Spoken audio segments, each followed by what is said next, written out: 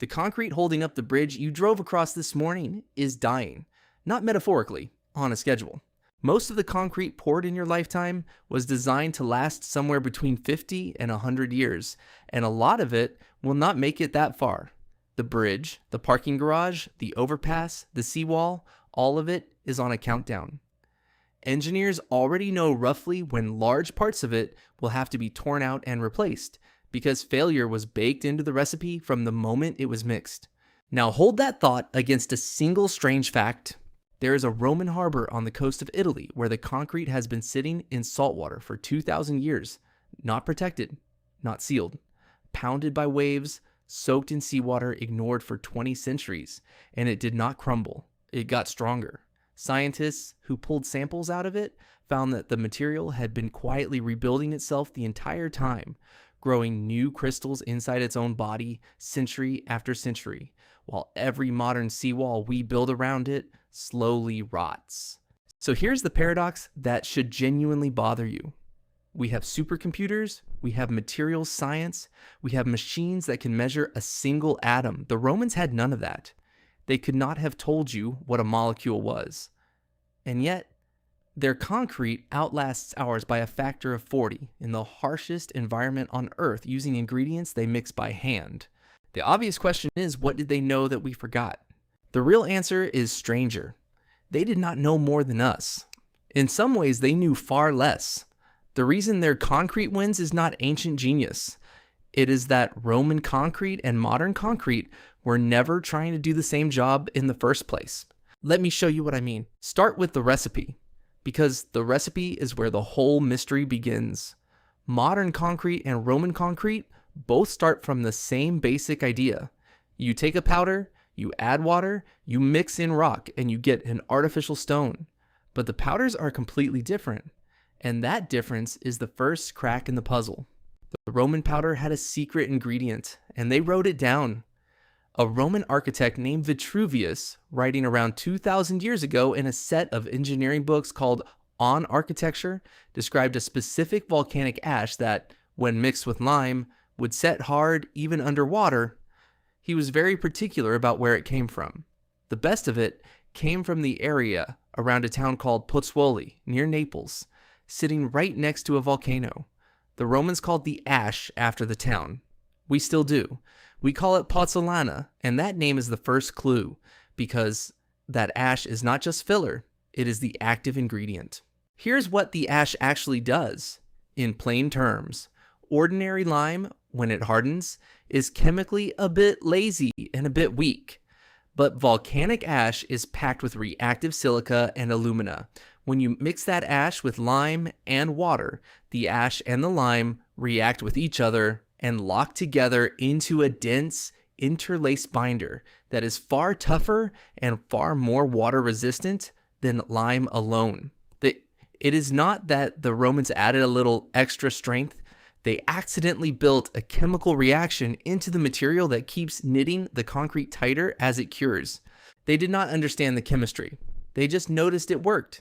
And one Roman writer noticed something even more unsettling about it.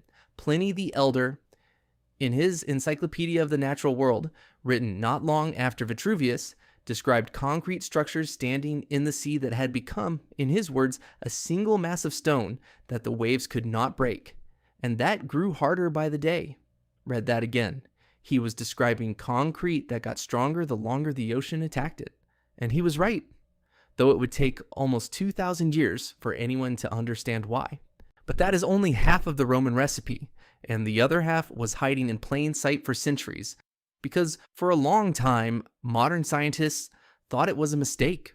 If you look closely at old Roman concrete, you find little white lumps scattered through it, chunks of lime a few millimeters across. For a long time, the assumption was obvious and a little insulting to the Romans. Sloppy work, bad mixing. The lime did not get blended in properly, so it left clumps. In 2023, a research team at MIT, led by a scientist named Admir Masis, with a lead researcher named Linda Seymour, took those little white lumps seriously instead of dismissing them. And what they found rewrote the story.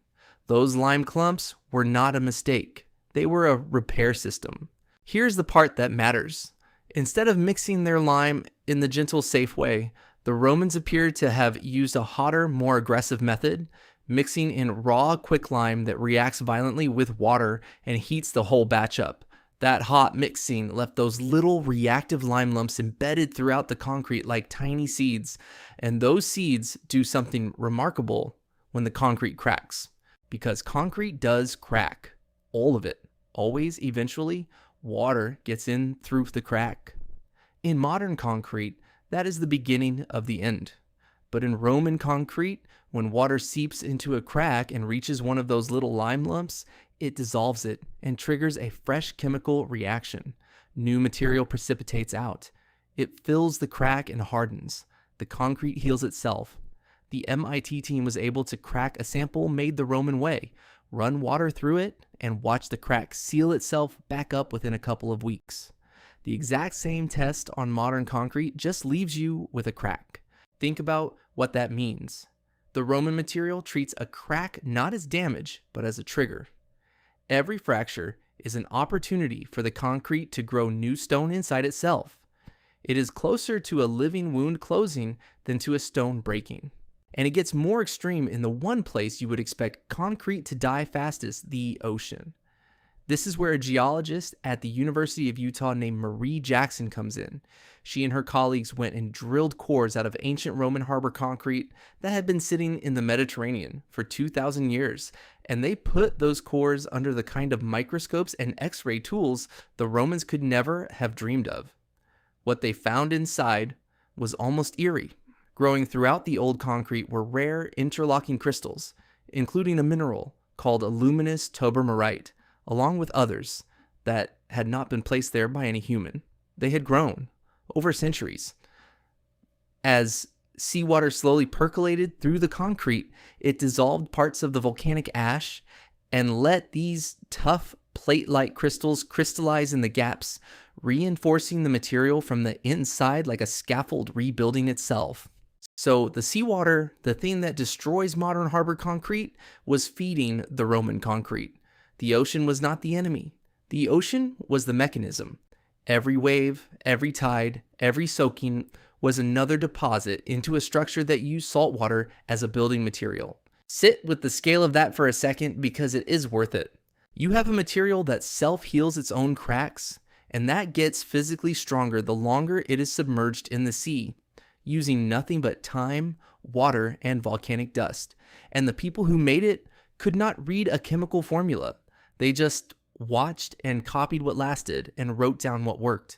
To really understand how they pulled it off, you have to stop looking at the chemistry and go stand at the edge of the water 2,000 years ago and watch them build. Picture a stretch of coast on the eastern Mediterranean. The sun is brutal.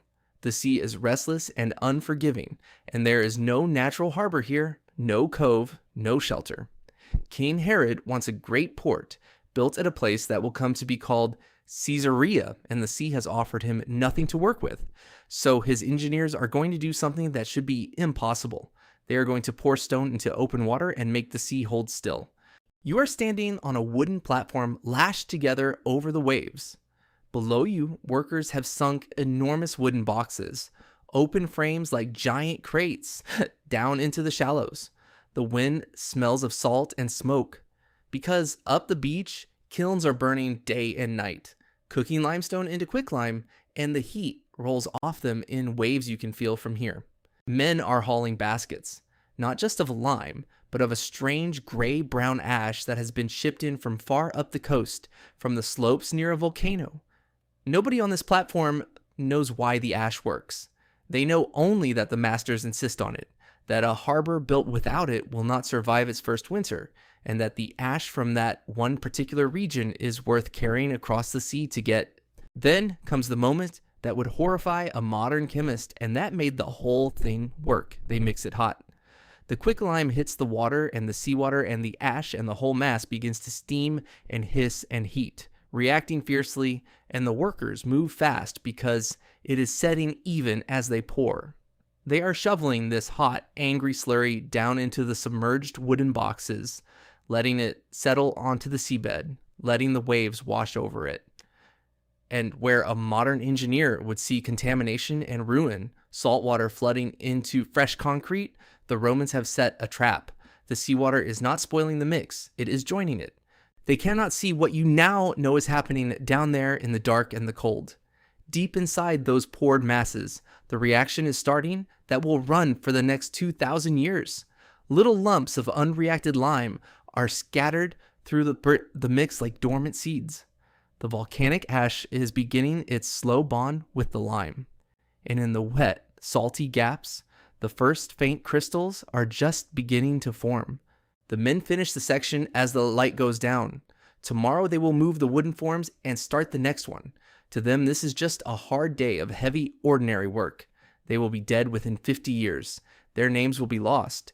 The empire that ordered this harbor will itself collapse and vanish. And the concrete they poured that afternoon will still be standing in the sea, quietly getting stronger long after every one of them is forgotten. That is the strangest part of the whole story. The people are gone. The empire is gone. The material remembers. But before you decide the Romans were simply better engineers than us, you need to see the other side of this comparison, because it flips the entire story on its head. Because here's the thing nobody tells you. We could build concrete like theirs. We understand it now better than they ever did. We know about the Pozzolanic reaction. We know about the self-healing lime. We know about the crystals in the seawater. We have all of it written down, and we choose deliberately every single day to build the disposable kind instead. To understand why, you have to look at how modern concrete works and what it was actually optimized for. And it was optimized for something completely different. Modern concrete is mostly built around a material called Portland cement, patented back in 1824 by a British bricklayer named Joseph Aspdin. Portland cement was a genuine breakthrough, but its breakthrough was not longevity, it was speed and strength. Portland cement sets fast and gets hard fast and gets very, very strong in compression, which means it is fantastic if you need to build a lot quickly, cheaply, right now. And for the last 2 centuries, right now, is exactly what humanity has needed. Whole cities went up in decades. That is Portland cement. So the first big difference is a difference in goals. Roman concrete cures slowly and keeps improving for centuries. Modern concrete races to full strength in about a month. And then, chemically, it is basically done growing. One material was built to age, the other was built to arrive.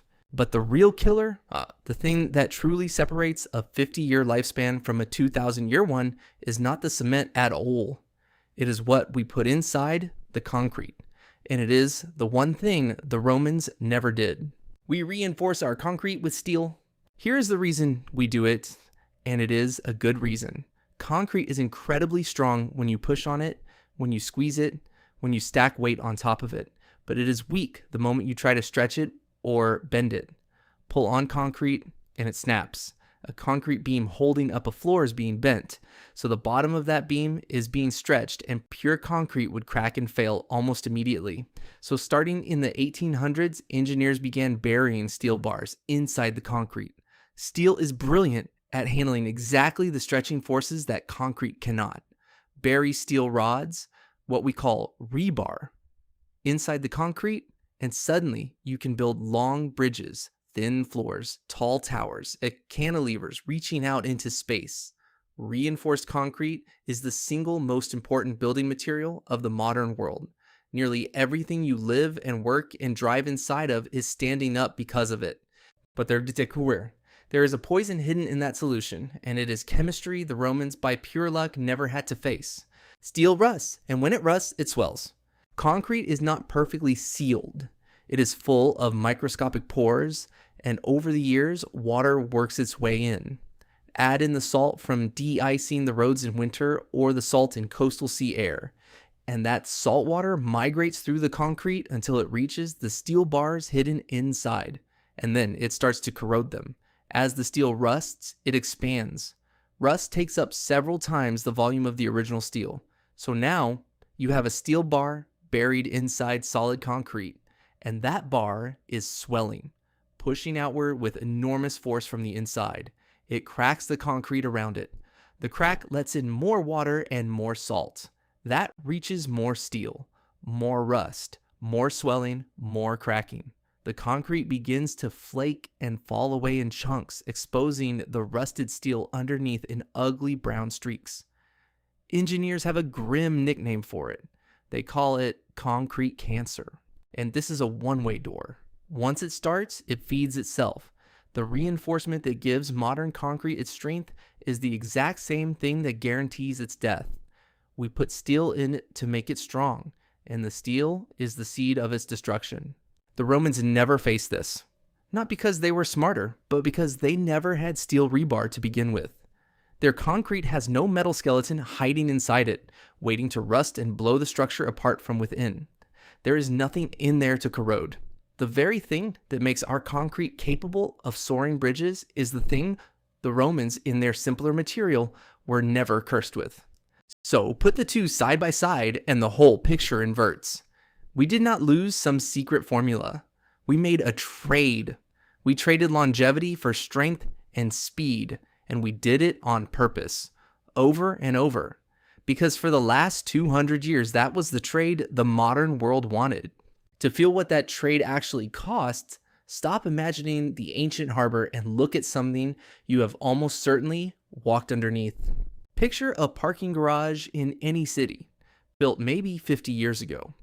When it went up, it was a marvel of exactly the strength we just talked about. Thin concrete decks spanning huge open spaces, held together by tons of steel buried inside.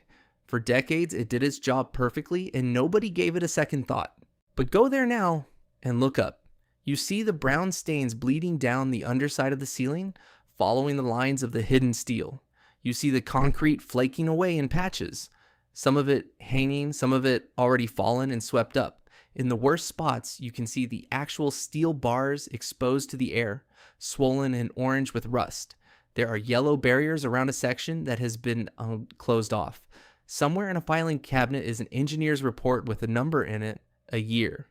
The year this structure has to be either massively repaired or demolished, because the rot inside it has passed the point of no return. That garage is younger than a lot of people who will park in it, and it is already dying from the inside because of the steel. That was the whole point of building it that way. Now, widen the view. It is not one garage. It is a civilization's worth of infrastructure, all built in roughly the same era, all reinforced the same way, all corroding on roughly the same clock. Bridges, tunnels, dams, seawalls, apartment blocks. An enormous share of everything the modern world stands on was poured within living memory and is now heading all together toward the same expiration date. We are not talking about slow, gentle decay over millennia. We are talking about a wave of failure arriving inside a single human lifespan. And the Roman harbor sits there in the sea the whole time, quietly getting stronger, watching us race to replace what we built last year. So here is where the paradox finally resolves, and it is not the answer you would expect from the setup. The lesson is not that the ancients were wiser than us and we should go back. The Roman way could never have built the modern world. You cannot make a mile-long suspension bridge or a skyscraper out of unreinforced Roman concrete, because it is weak exactly where those structures need strength. If we had insisted on building the Roman way, the last 2 centuries of construction simply would not have happened. Their material was better at surviving. Ours was better at soaring. Those are not the same virtue, and you genuinely cannot have both in full at the same time. The Romans optimized for permanence. We optimize for capability and for speed, and above all for cost. And once you frame it as a choice rather than a mystery, the discomfort sharpens, because it means our disposable infrastructure is not an accident of ignorance. It is a decision we keep making. We build things we know will fail in decades, because building them to last centuries would cost more than we are willing to pay today, and today almost always wins. That is the real difference between them and us. It was never really about chemistry. It was about time. The Romans built as if their harbors would matter in 1,000 years. We build as if the future can pay for itself later. Their concrete carries that assumption in its molecules, healing its own cracks, growing in the sea, holding on. Ours carries the opposite assumption, a countdown sealed inside every pore. And the strangest twist of all is that we are only now starting to change our minds, because those same MIT and Utah researchers who cracked the Roman code are not studying it as a historical curiosity. They're trying to bring it back. Self-healing concrete that repairs its own cracks. Concrete designed to last not 50 years but 500 is becoming a serious goal again, precisely because we are drowning in the cost of the disposable kind. We spent 200 years building for right now. Now we are quietly asking the 2,000-year-old harbor for advice. So the next time you cross a bridge or park under a concrete deck or walk past a construction site where they are pouring a new foundation, look at it a little differently. That gray, boring, ordinary material is carrying a decision inside it. Someone chose how long it was meant to last. Someone decided whether it was built for you or for the people who come after you, or for no one beyond the next few decades at all. The Romans made their choice with volcanic ash and hot lime and a harbor poured into the open sea, and their choice is still standing. Our concrete is dying on a schedule. Theirs is still getting stronger. And the difference between the two was never a lost secret. It was only ever a question of how far into the future we were willing to build.